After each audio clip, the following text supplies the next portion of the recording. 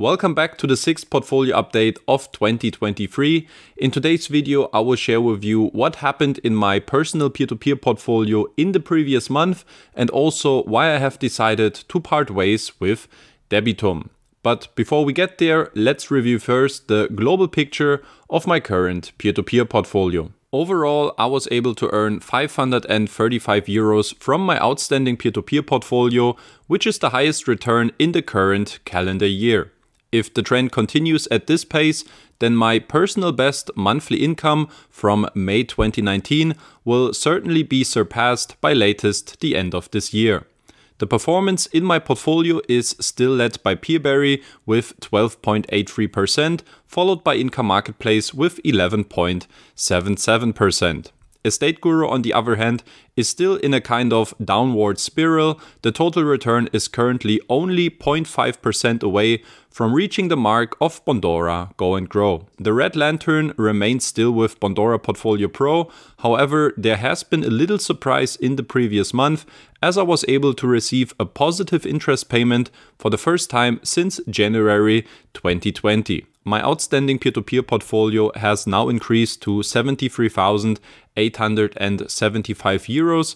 My target is now to reach the mark of 80,000 euros by latest the end of this year. Overall, I had 6 transactions in the previous month, and now I would like to go a bit more into detail about the reasons behind those decisions. In May, I deposited another 2,000 euros on Esketit, which means the platform has now become the second biggest position in my portfolio. Competitive interest rates, high liquidity, and a financially stable partner are all good reasons why Esketit is currently in such a high demand and why the platform is also among the most popular platforms in the community. A downside of the high demand is currently a certain level of cash drag, which is why I recently saw myself forced to expand my diversified investment strategy and now include also the Jordan loan focus, aside from some manual investments on the secondary market. Further deposits in the previous months also happened on both PeerBerry and on Income Marketplace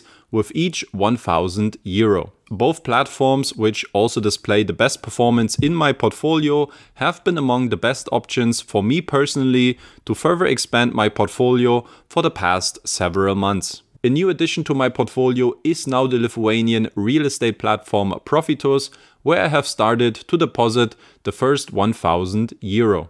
If you want to find out more about Profitus and also why I have joined the platform, please head over to my blog where you can find an extensive review as well as a lengthy conversation with CEO Victoria Giunskite. In June, I also started to test PeerBerry spin-off Crowdpear, which is yet another real estate platform from Lithuania with mortgage-backed loans. Both platforms are relatively similar in terms of their legal and regulatory setup, but also in terms of their focus on mortgage-backed real estate loans from Lithuania. Because of their similar nature, I don't see much value in terms of nurturing both platforms at the same time, since the level of diversification between them is pretty low. The plan is therefore to let both investments run for at least 12 months and then, depending on how things develop, decide on one of the two platforms. Who would be your personal favorite? Let me know your thoughts in the comments below. My deposits in May have partly come from my Bondora Go and Grow account, where I was withdrawing 2,000 euro in the last month, a position that I will continue to gradually decrease and shift towards other platforms. The reason is primarily the continued no transparency policy for the performance of the Go and Grow loan portfolio, as well as the rejection of the personal dialogue with the decision makers of the platform. And last but not least, let's talk about a platform that will now leave my portfolio, which is Debitum. Last month, I was able to withdraw 155 euros from the platform, so that now only 300 euros are still open from the Ukrainian lender Chain Finance. According to the latest forecast, I expect a recovery of around 40 to 50%. I have been undecided for quite a long time if I should pull the trigger on Debitum or not. But in the end, I didn't see another option since the platform has been too stagnant in the previous years. There has been no to very little visible progress, and I also find their staff policy extremely unfortunate. In April 2019, I have been one of the first bloggers to visit Debitum and offer them exposure to a wider range of retail investors. Their combination of CEO Sergej Demchuk and founder Martin Sliberts offered me insights and transparency to their business development as no other platform did at the time, which made me strongly believe in the future of the platform. Their knowledge and their integrity convinced me to stick with the platform despite some downsides such as the lower interest rates or certain shortcomings of the platform. However, many things have changed in the past 1.5 years, and in my view, many things have to do with the employee decisions. On one side, there have been constant staff changes, which is why I had to deal with a total of 7 different marketing members alone since June 2019. On the other side, there is also a questionable approach when it comes to fill in the most important management positions. At the moment, Debitum is led by 2 ex-Do Finance employees and most recently also by ex-Crowdestor COO Anatoly Putna, so all employees of recently failed peer-to-peer platforms.